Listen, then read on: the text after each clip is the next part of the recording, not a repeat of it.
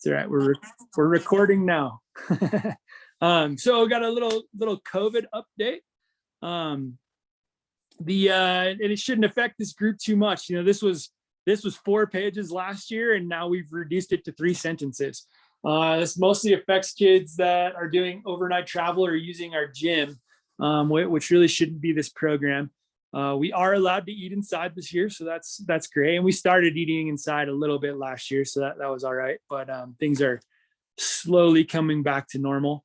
The real update is, you know, our policies when we're out on the hill or having training days or whatever. It's whatever the mountains policies are, and whatever the contest policies are. You know, that's what we're going to do, and that's pretty much where we stand right now. So pretty simple COVID update. So USASA and Rocky Mountain Series. So some of you have probably done this. Some of you are new to this. These are the contests that we do in this program. So the kids, you know, ideally they're going to do 4 or 5 contests.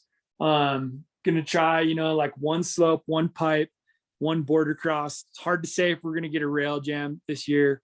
1 or 2 border crosses is really 1 or 2 slopes is more realistic. And ideally this program stays inside Summit County. We try and make that true as best we can. So USASA is the national organization. So you'll need to go to usasa.org and purchase a membership for these guys. So that's the national organization. Rocky Mountain Series is that's the local group that runs the USASA contest. And this RockyMountainSeries.com, I'm not sure if it really exists anymore. The team app, TEAM, is kind of the right place for a lot of this stuff now. And I apologize for not having that on here.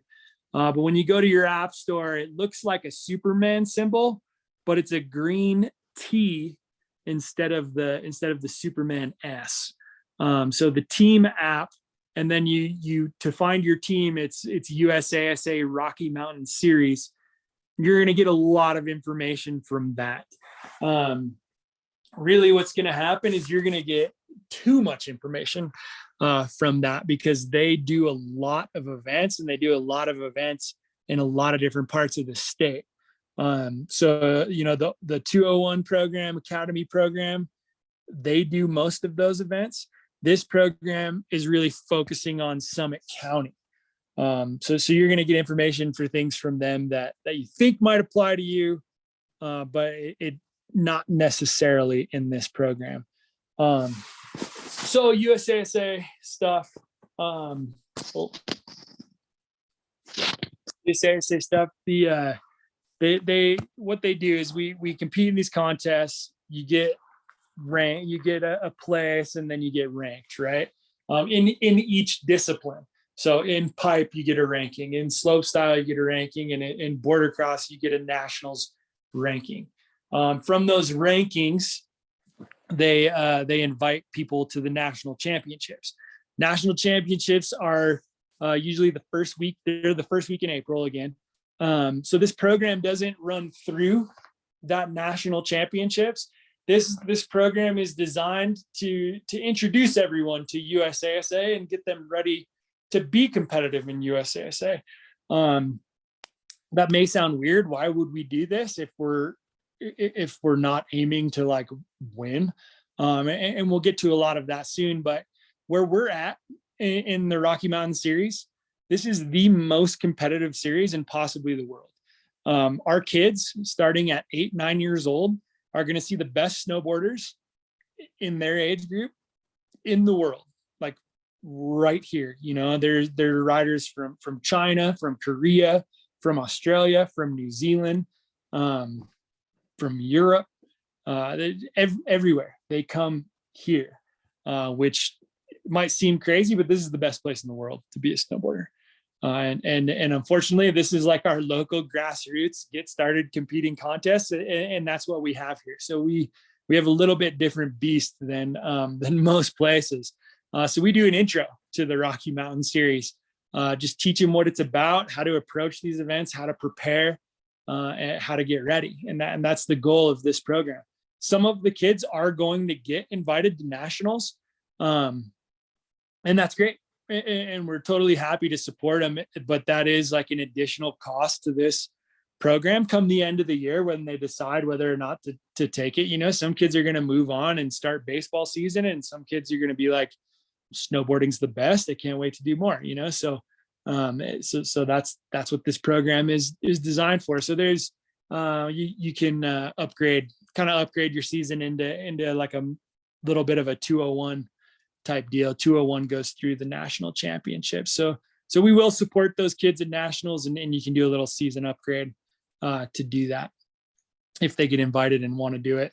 When qualifying for nationals, younger kids under 11, so age 10 and under is what we call grommets and younger. They get a lot of invites. It's not very difficult for those kids to get invited. The way the invites work is they create this national ranking. Series champions, the kids who win the series, they get invited first. There's 32 series in the country, so 32 kids get invited right away. The rest of the spots go to the national ranking. As someone denies their spot, turns down their invite, the next kid gets invited, the next kid gets invited, the next kid gets invited. So those kids age 10 and younger, there's not much to worry about, because these kids are in Minnesota, and they're in Maine, and they're in South Carolina and Washington, right? And so the parents are like, man, it's kind of a big trip, kind of a lot of money, whatever. We're going to turn our spot down. And that happens a whole lot. Under 11 years old, that happens a whole lot. 11 and up is the Menehune age group. It starts happening a whole lot less at age 11. That's kind of the zone right there. For slope style, which is jumps and rails, the kids need 3 good scores, 11 and up to go to nationals. And getting those good scores can take a few years. It does not happen right away very often. It's an obstacle. It takes a while. Border cross is getting there. So we'll see where things end up, post COVID. We'll see if this has gotten harder yet.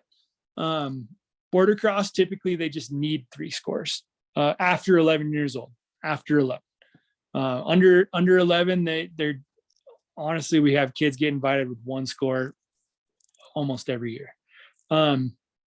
Border cross, 3 scores, not even necessarily good scores, but 3 scores, because the way they rank you is on your best 3 results. So if you do 5 slope styles, they're going to take your best 3 results and just add those points up and rank you. So that you're dropping whatever after 3. Slope style is the most difficult one. Everyone gets invited for half pipe.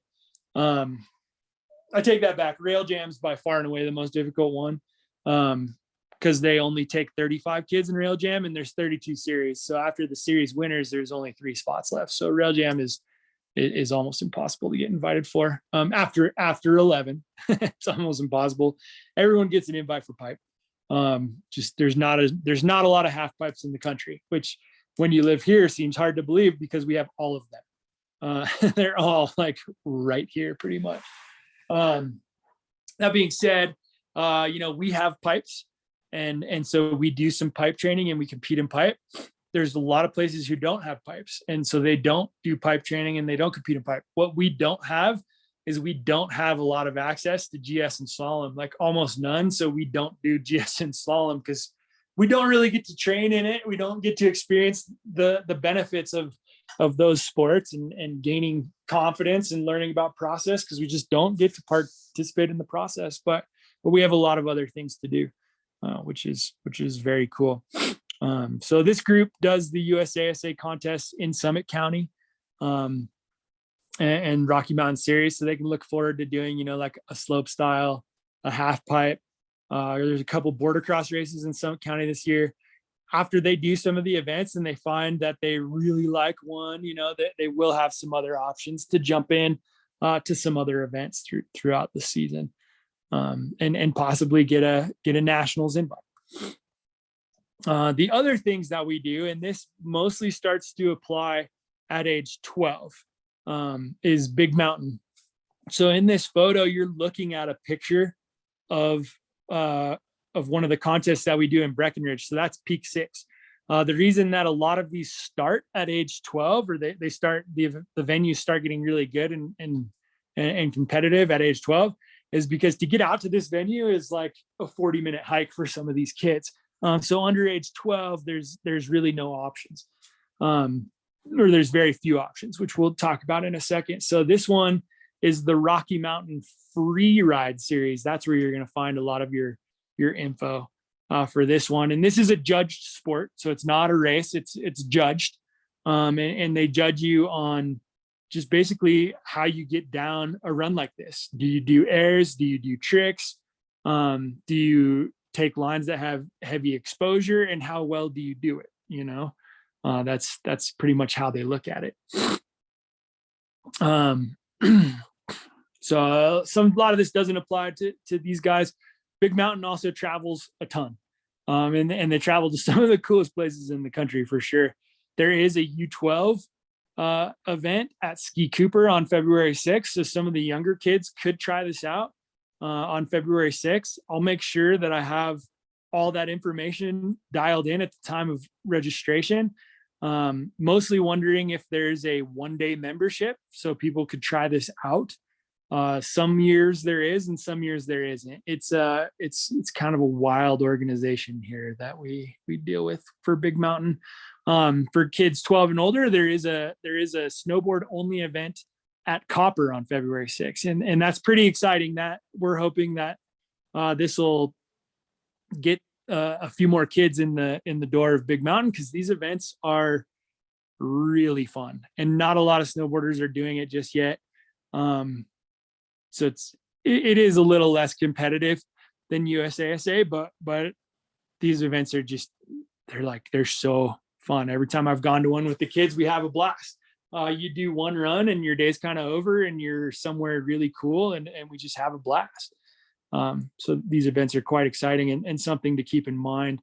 The tricky part with these, and what's been so hard to grow, is they're very, very popular for skiing. So snowboarding, not a lot of snowboarders are doing it yet. I anticipate that to change. And we're working on helping it change. But for skiing, these are super popular. So these events sell out in like less than 10 minutes. So you have to figure out when their registration is and just be ready to go when it hits 7 o'clock, on whatever day. And this year it's going to be the first week in December. There's like 3 days that first week in December where most of these signups happen. So getting in a U12 at Ski Cooper, that'll sell out in 10 minutes. This one for 12 and older on February 6th, I think that one will last longer because we have more spots available for just snowboarders. So that's one of the ways we're trying to help we're not IFSA, but we're trying to help IFSA get more involved in snowboarding because it is really fun. So stay heads up for some of that. Do we have any questions, Heather? Anything I might have skipped? Nope, no questions. Right on. I know everyone's taking in a lot of info right now. I'm sure there will be plenty of questions in the weeks to come here. So I put these are the USASA events that are on the USASA calendar right now. I can tell you for certain that calendar will change. It always does. The one that I'm looking at the most is that slopestyle March 12th at Breckenridge. So that's a spring break week at Breckenridge, which is the busiest mountain in the country. I have a feeling the mountain's going to say, no, we decided we don't want to do that anymore. And they do that for these events. Often I'll be shocked if it doesn't change. We got a few months to see what'll happen. These other ones look good. I don't see any problems with these other ones at Copper. Those should be just fine, and we can plan on doing those. Registration for these events is open. These ones are pretty typical. As soon as they open up, I would say they get about half full really fast. 2-3 weeks out from the event, they're going to start to sell out. So signing up for some of these now isn't a terrible idea. I can see that comment. That's great. Yeah, these events are by age. These events are by age group. So they start very young. and then it's, every 2 years. So it's like there's like a U7 group, a U9 group, a U11 group, a U13, and on and on and on and on and on. And they have funny names too. So it's hard for me to refer to them by their ages. They have Rascals, Ruggies, Grommets, Menahuni, Breaker. So as you get more involved with those funny age groups, will start to make more and more sense. But you can find that info if you go to usasa.org and look for Rocky Mountain Series, or download the team app and find USASA Rocky Mountain Series on the team app. You're going to get a lot of good information on how to sign up. I'll shoot an email out this next week with some of that information as well, just to follow up.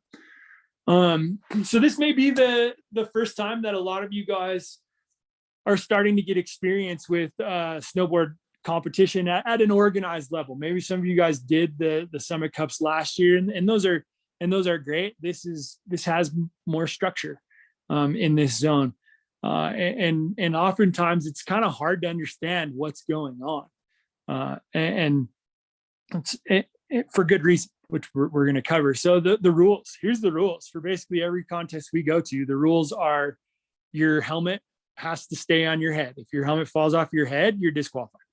In big mountain only events, they require the kids to have back protectors, and they don't let them do inverts until they're 18, for good reason. Doing tricks on those big mountain areas, those aren't manicured takeoffs, those aren't manicured landings. It's actually much more difficult than doing things in the park. There's higher risk involved.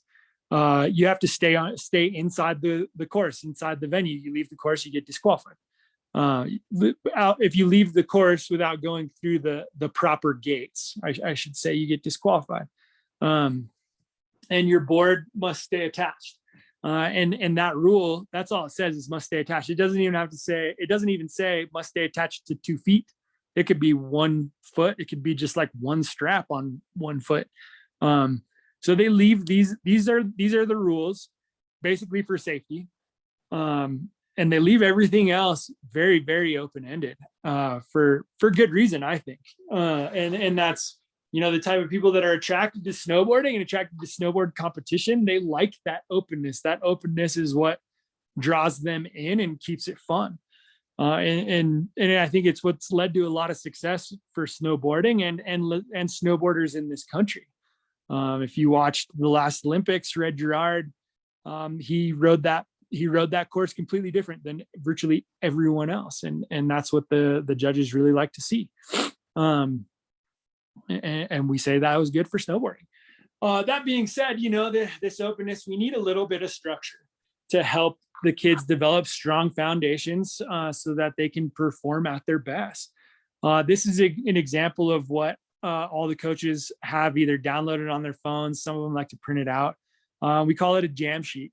So this is how we build strong foundations throughout the different programs. And we have jam sheets that kids in Do Tour are working on. And the rider in this photo is actually the one that's going to Do Tour. This photo is probably like 4 years old, but she's actually the one going to Do Tour this year, which is super exciting. So we have jam sheets that even she's working on, and there's exercises and skills on these sheets that are extremely difficult, so we have something for everybody here. The way I like to look at it is when we're working on these jam sheets. So it's jam because the J is just beginning. So I'm just beginning this task. The A is I almost got it, and the M is mastered. So now that you've mastered it, you can jam it. And that's what that stands for. But the way I look at these jam sheets is these are like, if we were artists, if we were painters, all these skills, all these things, whether it's a movement pattern or a trick or whatever, these are paint colors, right? And when we show up to a venue, every day is different. Cloud cover, sun, jump style, pipes, whatever. Every venue is different, so every venue is a blank canvas. When we show up to these contests, we want to have the most colors possible to work with. And that's what's going to help us paint the best picture we can. I hope that makes sense. But anyway, so we have the jam sheets, we have our programming, and all of this stuff is based off of some studies and some processes from our national governing body, which is US Ski and Snowboard. So they've created these training processes, and it's very, very thorough. You know, the whole document is like 12 pages long, and it deals with kids from 2 years old all the way into adulthood. And it covers things like in-season training, days a week, hours a year, out of season training, structured play, free ride, you know, time training in a venue at each age. It's very thorough. Sometimes it's so thorough, it's quite redundant. And so it takes, you know, reading through these things a few times to start to grasp it, start to grasp what it's saying, and get used to the different nuances, and come up with good plans. And that's what we've done when laying out our programs from Intro to Team Summit to 101, 201, Junior Academy, and then the way we structure, you know, spring camps, summer camps, and so on and so on and so on. And I go through and I read through this document a couple times a year for sure, just to stay fresh, just to see if I notice anything different. And I know some of the other coaches do that as well, but this is where all of our processes sort of grow from right here. So I want to share something with you guys, getting into kind of how parents can help. Parents play an important role. When you looked at that core values framework in the general meeting, family is the base of our pyramid. So how do parents get involved? How do they help?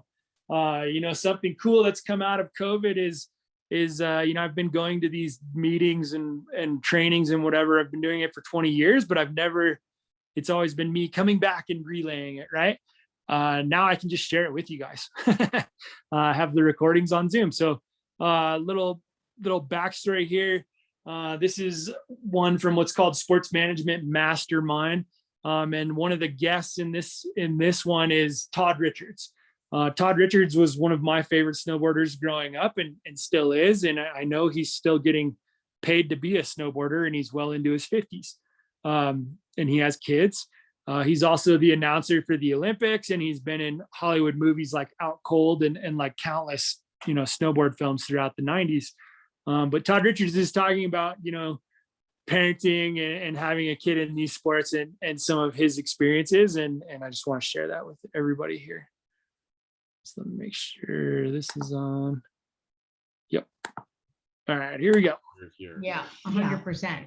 100%. Yeah, I 100% agree with you on that. And it's also, you know, this is coming from personal experience of being a father of two teenagers. Is, you know, I didn't have that safety net when I was growing up. I grew up skating before I was a snowboarder, and skating was always like this rebellious thing. So my parents weren't even involved.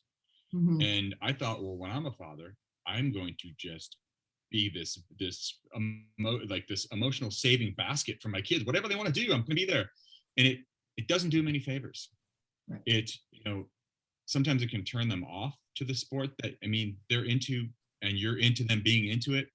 They will take a left turn and do something completely different. It's allowing them to fall, allowing them to make the mistake, basically giving them the life skills so they can cope when they're 20 and it's time to leave the house, instead of them, you know, looking over their shoulder like, is this okay? And like, yeah, you need to be able to know how to put gas in your car. You need to know how to be able to cope with, you know, being on the side of the road with a flat tire, you know, as life may throw things at you. So that's very relatable. Let them fall.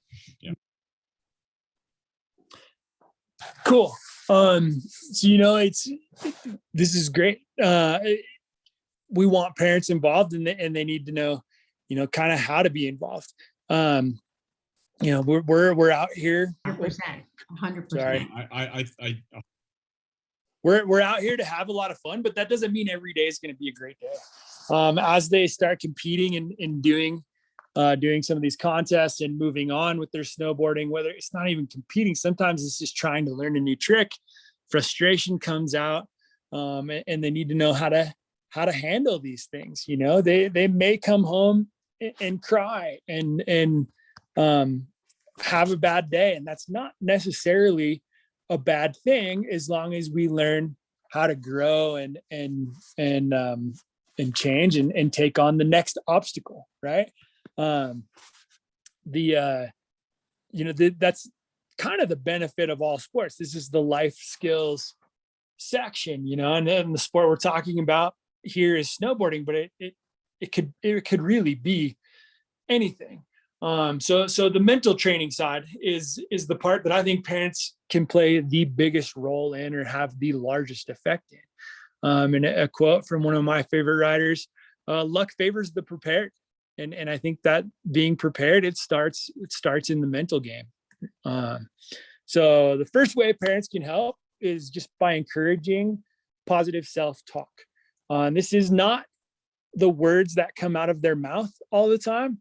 It's also the thoughts in their head. We want that environment in their headspace to be positive. So my favorite mantra is don't say don't and can't say can't.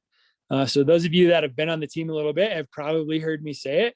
And those who haven't will hear me say it again, so don't say don't, can't say can't. And it doesn't matter what that is. If it's like, hey, don't touch that, or hey, don't go over there, there's always a better way to say that, and it creates a better headspace, and the reason that we want to go into like that much detail and that much nuance is positive talk doesn't guarantee good performance, but negative talk guarantees poor performance. And we see that when the pressure is on. So pressure is just a catalyst for whatever is going on in that headspace, so if it's positive thoughts in that headspace and the pressure goes on, that pressure turns into like kind of our pleasure, right? That pressure helps us get to a good performance faster, and that's ideally where we want to be. Number 2, and I would say this is the most important one forever, is praise your child for their effort more than the result. The example that I use pretty much every time is a kid does their first 360 and they come out, they do their 360 and you're like, oh, that was so awesome. How'd you do that? And they'll just say, I just did it.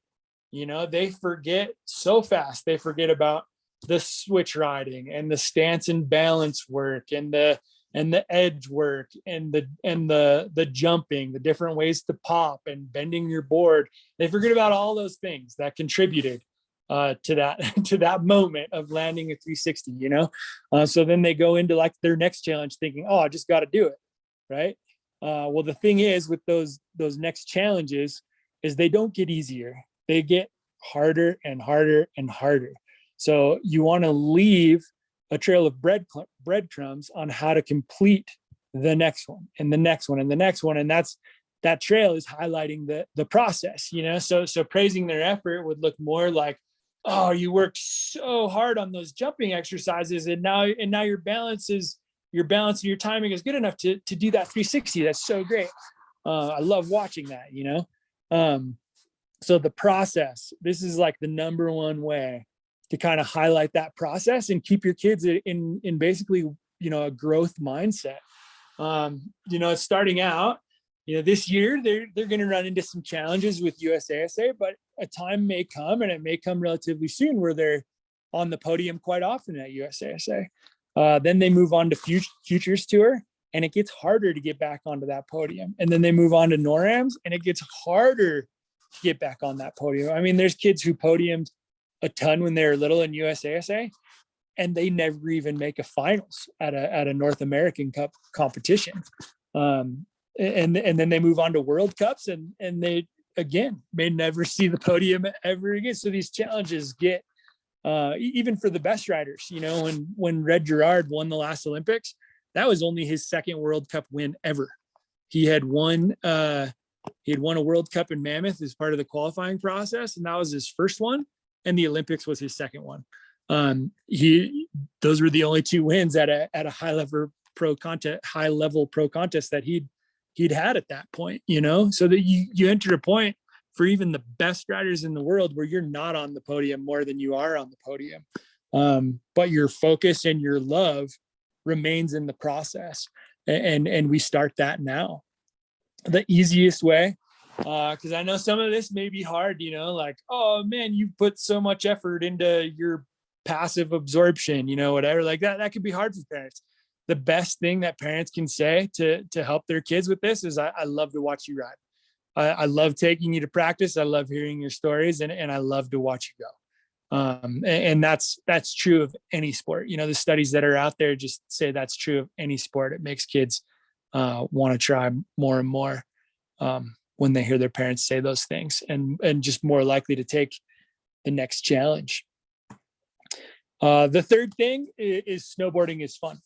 As you go down this road, like if it's not fun, like please stop doing it. We take a break, even like we've seen it so many times.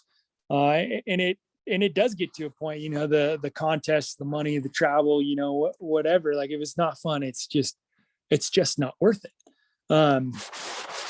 So we put a lot of effort into it being fun, and we recognize that the fun changes, and that's part of our programming, so initially intro to team summit, just snowboarding is fun, just being out there with your friend, like that's fun, and then the more you do it, you're like, man, I want to get better, and the training starts to become fun. And I think that's where a lot of these kids in this program are. They're like, no, 2 days a week, more time with my crew, get better, learn tricks, right?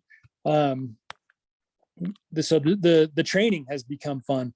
And then, the next program up, I think the number one thing we hear is like, I got to qualify for nationals. And that's a pretty good sign that competing is fun. And after that, and some people never even reach this phase, achieving is fun. And achieving can look like different things. It can look like winning. I know nobody has a bad time winning. But the goal of snowboarding is not always just winning, right? It is getting better. It is qualifying for national stuff like that, but the winning can get fun. The making a video part, a lot of people have lots of success and great careers in making a video part and focusing on their marketing ability. So achieving starts to become fun. We have kids who stop competing altogether, enter the academy program. They're relentless in what they're doing on their snowboard. They have goals. They have stuff on the fridge that they're like trying to tick off every day. And they graduate high school and leave our programs amazing snowboarders. And they take those things and they go out and they become doctors and they start businesses and whatever else. And I like to think that they learned some of their tactics from snowboarding. Maybe I could guarantee that they did, really. And so they get to a phase where that achieving has become fun.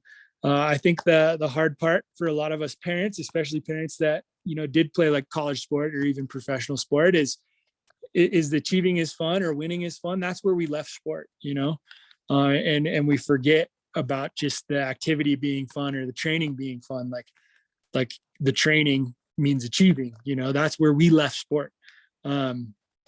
And so we got to remember that there's a pathway of fun in all of this as well. And where our kids are at, which this group is designed to be, training is fun, is where this group lives.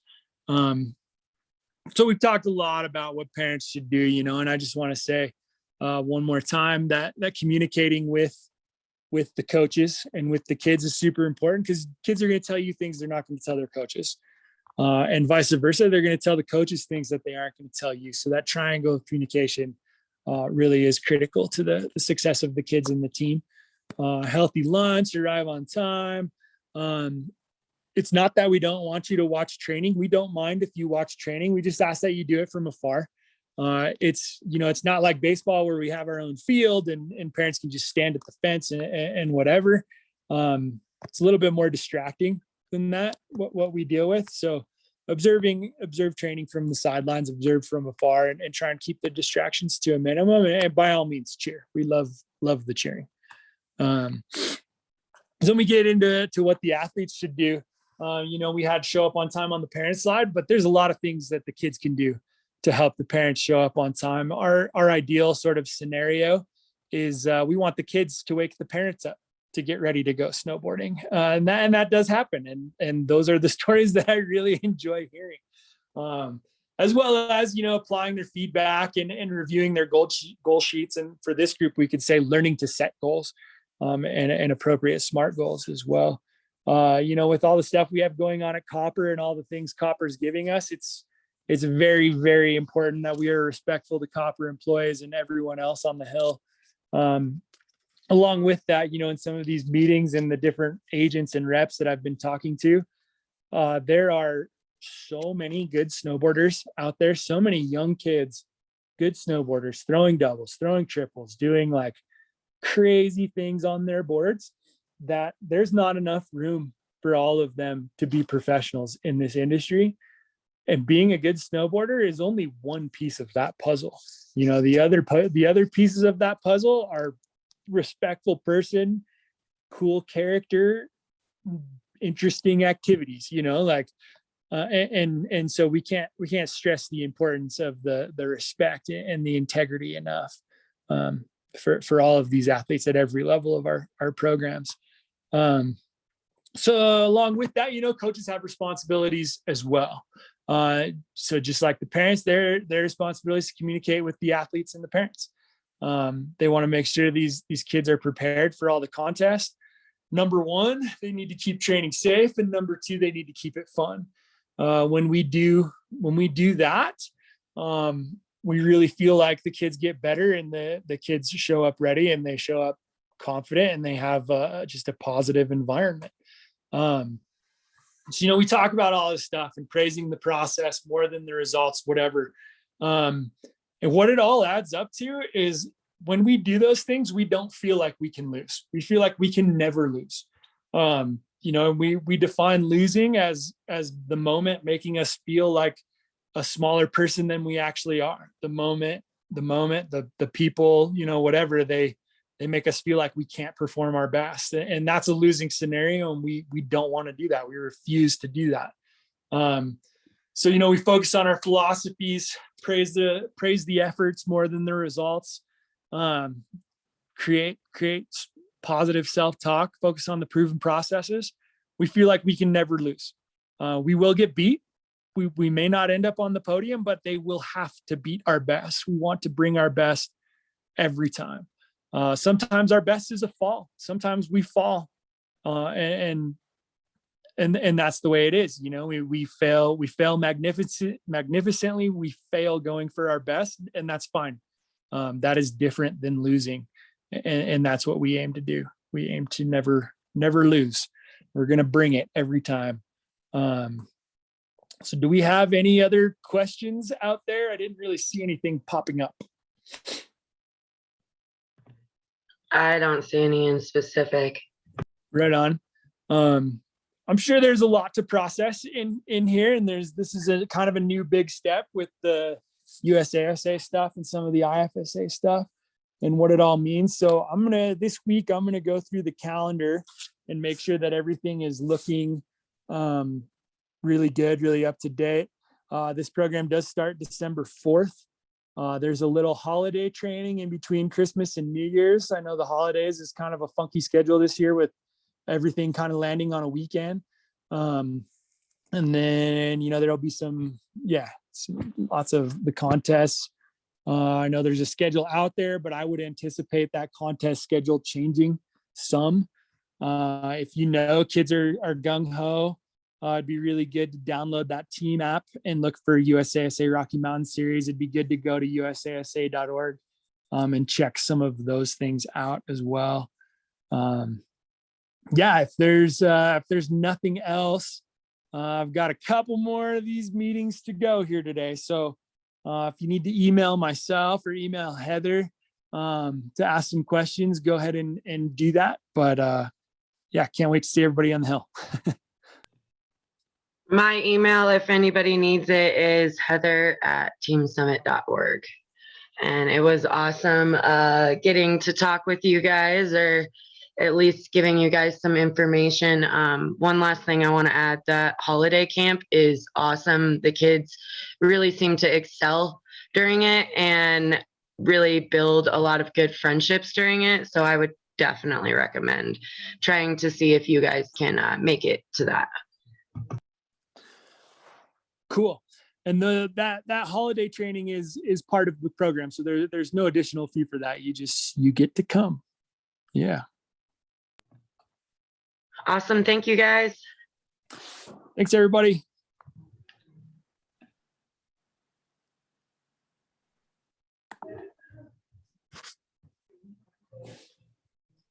Yeah.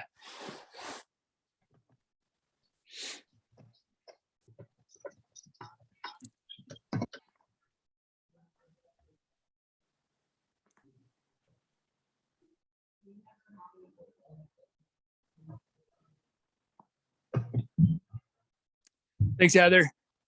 You are welcome. Yeah, I'll see you later. Sorry I didn't remind you again to push record.